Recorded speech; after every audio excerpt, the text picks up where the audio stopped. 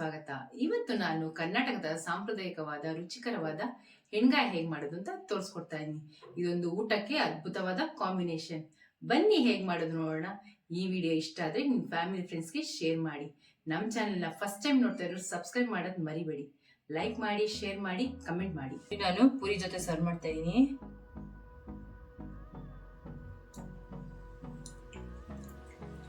ಎಣ್ಗಾಯಿ ಪುಡಿ ಮಾಡೋದಕ್ಕೆ 200 ಗ್ರಾಮ್ ಕಡಲೆಕಾಯಿ ಬೀಜ ತಗೊಂತಾ ಇದೀನಿ. ಅದನ್ನ ಹುರ್ಕೊಂಡು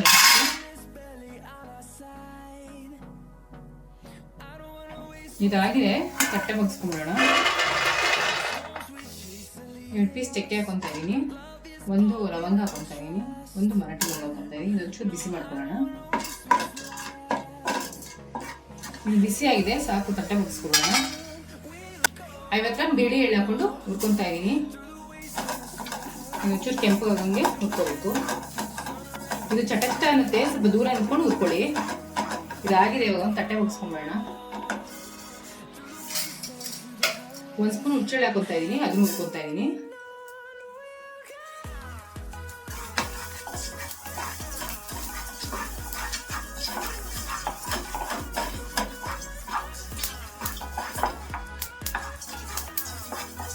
ಇದು ಆಗಿದೆ. ತಟ್ಟೆ ಬಗ್ಸ್ಕೊಂತಾ ಇದೀನಿ. 8 ರಿಂದ 10 ಕರಿಮೆಣಸಿನ್ಕಾಯಿ ಹಾಕ್ತಾ ಇದೀನಿ, 4 ಬ್ಯಾಡಗಿ ಮೆಣಸಿನ್ಕಾಯಿ ಹಾಕ್ತಾ ಇದೀನಿ. ಇದನ್ನ ಸ್ವಲ್ಪ ಹುರ್ಕೊಳ್ಳೋಣ.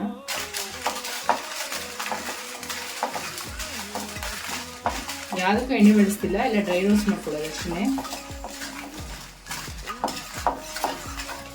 ನೀವು ಜಾಸ್ತಿನೇ ಪುಡಿ ಮಾಡಿ ಇಟ್ಕೊಂಡ್ಬಿಟ್ರೆ ಯಾವಾಗ ಬೇಕಾದ್ರೆ ಎಣ್ಗಾಯಿ ಈಸಿಯಾಗಿ ಮಾಡ್ಕೊಂಡ್ಬಿಡ್ಬೋದು. ಮುಂಚೆನೇ ಪುಡಿ ಮಾಡಿ ಇಟ್ಕೊಂಡ್ಬಿಡಿ. ಯಾವಾಗ ಬೇಕಾದ್ರೂ ಬದನೆಕಾಯಿ ಇದ್ರೆ ಎಂಜಾಯ್ ಮಾಡ್ಕೊಂಡು ತಿಂತಾ ಇರ್ಬೋದು, ಚಪಾತಿ ಜೊತೆ, ಪುಡಿ ಜೊತೆ, ಎಲ್ಲ ಜೊತೆನು. ಸಾಕು, ಫ್ರೈ ಆಗಿದೆ. ಸ್ಟವ್ ಆಫ್ ಮಾಡ್ಕೊಂಬೇಡ. ಇವಾಗ ಎಣ್ಗಾಯಿಗೆ ಪುಡಿ ಮಾಡ್ಕೊಂಬೇಡ. ಅವಾಗಲೇ ಕಡಲೆಕಾಯಿ ಬೀಜ ಹುರಿದಿಟ್ಕೊಂಡ ಅದನ್ನ ಹಾಕೊಂತ ಇದೀನಿ ಮಿಕ್ಸಿಗೆ.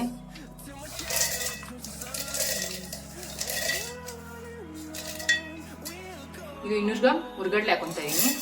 ಇದು ಎಳ್ಳು ಹಾಕೊಂತ ಇದೀನಿ. ಇದು ಹುಚ್ಚೆಳ್ಳು. ಇದು 1 ಪಾವ್ ಕೊಬ್ಬರಿ ತುರಿದಿಟ್ಕೊಂಡಿದ್ದೀನಿ, ಅದನ್ನು ಹಾಕೋತಾ ಇದ್ದೀನಿ. ಗೋಲಿಗೆ ಆದಷ್ಟು ಹುಣಸೆಹಣ್ಣು. ಇದನ್ನು ಬಿಸಿಲಲ್ಲಿಟ್ಟು ಸ್ವಲ್ಪ ಡ್ರೈ ಮಾಡ್ಕೊಂಡಿದ್ದೀನಿ. ನೀವು ಇಟ್ಕೊಂಡು ಹಿಂಗೆ ಡ್ರೈ ಮಾಡ್ಕೋಬೇಕು. ಇದು ಉಪ್ಪು ಹುರಿದಿಟ್ಕೊಂಡಿದ್ದೀನಿ, 1 ಸ್ಪೂನು, ಅದನ್ನು ಹಾಕೊತಾ ಇದ್ದೀನಿ. ಒಣಮೆಣಸಿನ್ಕಾಯಿ ಹುರಿದಿಟ್ಕೊಂಡಿದ್ದೀನಿ, ಅದನ್ನು ಹಾಕೊತಾ ಇದ್ದೀನಿ. ಇವಾಗ ಇಷ್ಟನ್ನು ಪುಡಿ ಮಾಡ್ಕೊಂಬಿಡೋಣ ಮಿಕ್ಸಿಲಿ.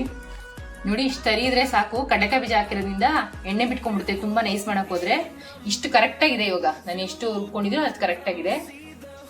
ನೋಡಿ, ಈ ಥರ ಒಂದು ಬಟ್ಲಿಗೆ ಬಗ್ಸ್ಕೊಂಬಿಡೋಣ.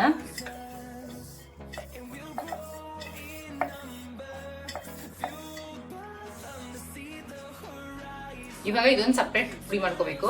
ಅವಾಗ ಹುರಿದಿಟ್ಕೊಂಡಿವಲ್ಲ, ಒಂದು 2 ಪೀಸ್ ಚಕ್ಕೆನು, ಮತ್ತೆ 1 ಮರಾಠಿ ಮೊಗ್ಗು, 1 ಲವಂಗ, 2 ಸ್ಪೂನು ಜೀರಿಗೆ, ಮತ್ತೆ 2 ಸ್ಪೂನ್ ಧನಿಯಾ. ಇದು ಅದ್ರ ಜೊತೆ ಮಿಕ್ಸ್ ಮಾಡ್ಕೊಂಡ್ರೆ ಕಡಲೆಕಾಯಿ ಬೀಜ ಎಣ್ಣೆ ಬಿಡೋದ್ರಿಂದ ಎಲ್ಲ ಒಂಥರ ಮೆತ್ತಗಾಗ್ಬಿಡುತ್ತೆ. ಅದಕ್ಕೋಸ್ಕರ ಇದು ಸಪ್ರೇಟ್ ಆಗಿ ಪುಡಿ ಮಾಡ್ಕೊಂಡು ಆಮೇಲೆ ಮಿಕ್ಸ್ ಮಾಡ್ಕೋಬೇಕು. ನೋಡಿ, ಈ ತರ ಪುಡಿ ಮಾಡಿ ಇಟ್ಕೊಂಡಿದೀನಿ. ಇವಾಗ ಇದಕ್ಕೆ ಮಿಕ್ಸ್ ಮಾಡ್ಕೊಳ್ಳೋಣ.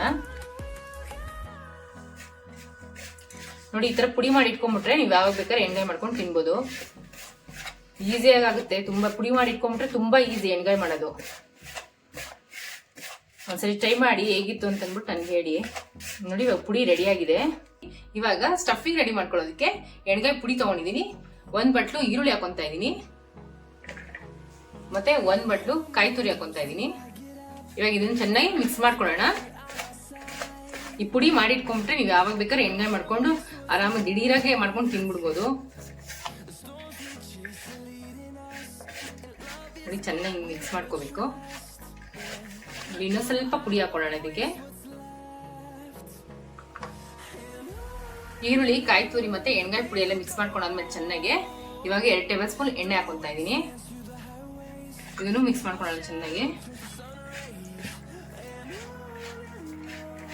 ಒಂದು ಸ್ವಲ್ಪ ಕೊತ್ತಂಬರಿ,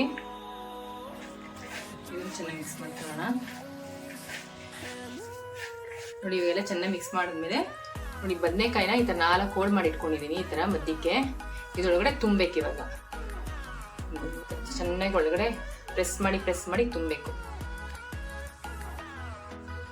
ತುಂಬಿ ಸಪ್ರೇಟ್ ಎಲ್ಲ ಸಪ್ರೇಟ್ ಆಗಿ ಇಟ್ಕೋಬೇಕು. ಡಿಫ್ರೆಂಟ್ ಆಗಿ ಎಣ್ಗಾಯಿ ಯಾರ್ಯಾರು ಮಾಡಿದೀನಿ ಅಂತ ನಂಗೆ ಕಮೆಂಟ್ ಮಾಡಿ ತಿಳಿಸಿ. ಈ ಥರ ನೀಟಾಗಿ ಚೆನ್ನಾಗಿ ಎಲ್ಲ ಕಡೆನೂ ತುಂಬಿಸ್ಕೋಬೇಕು. ನಿನ್ನೆ ಶ್ರೀರಂಗಪಟ್ಟಣಕ್ಕೆ ಹೋಗಿದ್ದೆ. ನಾಳೆ ಅಮಾವಾಸ್ಯೆ ಅಲ್ವಾ, ಮಾಘ ಮಾಸ ಸ್ನಾನಕ್ಕೆ. ಅವಾಗ ಬದನೆಕಾಯಿ ಫ್ರೆಶ್ ಆಗಿ ಬೆಳೆದಿದ್ರು. ನಿಂಗೊಂದು ಯಾಕೆ ರೆಸಿಪಿ ತೋರಿಸ್ಬಾರ್ದು, ಬದನೆಕಾಯಿ ಎಣ್ಗಾಯಿ ನಮ್ಮನೇಲಿ ಮಾಡೋ ಥರ ಅಂತ ಅಂದ್ಬಿಟ್ಟು ತಗೊಂಡ್ ಬಂದೆ. ಯಾರ್ಯಾರು ಈ ಥರ ಮಾಡ್ತೀರಾ ಅಂದ್ಬಿಟ್ಟು ನನಗೊಂದ್ಸರಿ ಕಮೆಂಟ್ ಮಾಡಿ ತಿಳಿಸಿ. ಇವಾಗ ನೋಡಿ ಈ ಥರ ಎಲ್ಲ ಸ್ಟಫಿಂಗ್ ಮಾಡಿ ರೆಡಿ ಮಾಡಿ ಇಟ್ಕೊಂಡ್ಬಿಟ್ಟಿದೀನಿ. ಇವಾಗ ಇದಕ್ಕೊಂದು ಒಗ್ಗರಣೆ ಹಾಕೊಳ್ಳೋಣ. ಈ ಥರ ಒಂದು ಬಾಣಲಿ ಇಟ್ಕೊಂಡು 50 ಗ್ರಾಮ್ ಎಣ್ಣೆ ಹಾಕೊತಾ ಇದೀನಿ.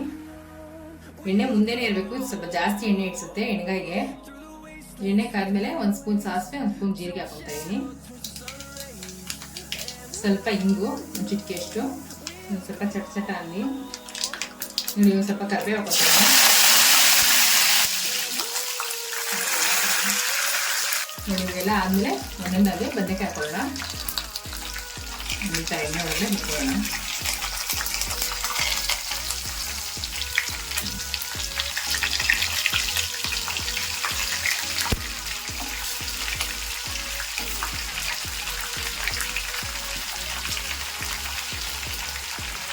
ಇದನ್ನೊಂಚೂರು ಎಣ್ಣೆಲಿ ಬಾಡಿಸ್ಕೊಂಡ್ಬಿಡೋಣ ನೀಟಾಗೆ.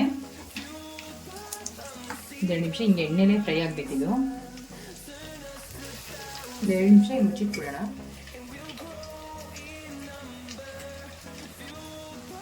ನೋಡಿ ಇವಾಗೆಲ್ಲ ಒಂದು ಸೈಡ್ ತಿರ್ಗಿಸ್ಕೊಳ್ಳೋಣ. ಒಂದು ಸೈಡ್ ತಿರುಗಿರ್ತದೆ, ಒಂದು ಸೈಡ್ ಬೆಂದಿರುತ್ತೆ, ಫ್ರೈ ಆಗಿರುತ್ತೆ. ಇನ್ನೊಂದು ಸೈಡ್ ತಿರ್ಗಿಸ್ಕೊಳ್ಳೋಣ. ಇನ್ನೊಂದು 2 ನಿಮಿಷ ಮುಚ್ಚಿಡೋಣ. ನಾನು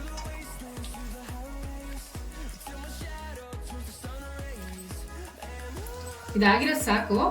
ಅವಾಗಲೇ ಮಿಕ್ಕಿರೋ ಪುಡಿ ಇತ್ತಲ್ಲ, ಅದಕ್ಕೆ ಇದನ್ನ ಹಾಕೊಂತ ಇದಕ್ಕೆ.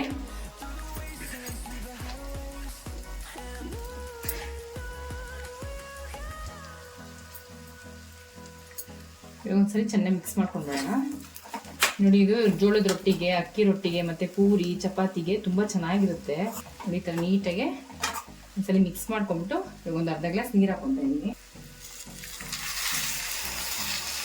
ನೀವು ಚೆನ್ನಾಗಿ ಮಿಕ್ಸ್ ಮಾಡ್ಕೊಳ್ಳೋಣ.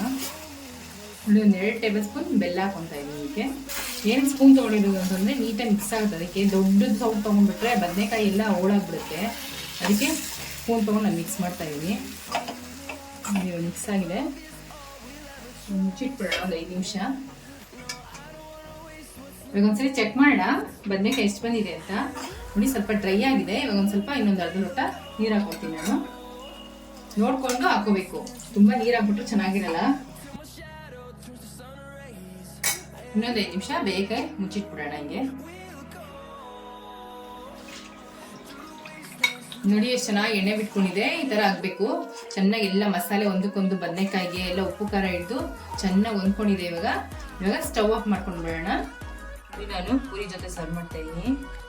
ಒಂದ್ಸರಿ ಟ್ರೈ ಮಾಡಿ ಹೇಗಿತ್ತು ಅಂತ ನಂಗೆ ಕಮೆಂಟ್ ಮಾಡೋದಂತೂ ಮರಿನೇ ಬಿಡಿ.